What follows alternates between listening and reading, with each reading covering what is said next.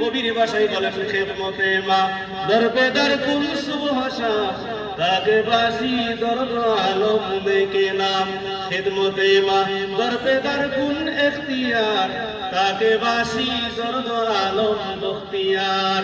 কবি ফার্সি ভাষায় বলেন ও দুনিয়ার সন্তানাদিরা তোমরা শুনে থাকো, সারা পৃথিবীকে তুমি কি এক নামে পরিচিত হতে চাও? তুমি যদি বলো হ্যাঁ আমি হব, কবি বলেন ব্যক্ত কণ্ঠে বলেন তোমার পিতামাতার খেদমত করো, তোমার পিতামাতার সেবা যত্ন করো, সারা পৃথিবীতে তুমি এক নামে পরিচিত হয়ে যাবা।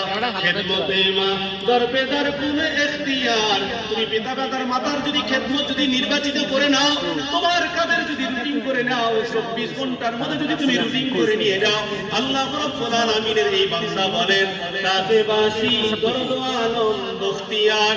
আল্লাহ তাআলা তোমার এই পিতামাতার উসিলা করে তোমাকে সারা পৃথিবীর মধ্যে নির্বাচিত করবে।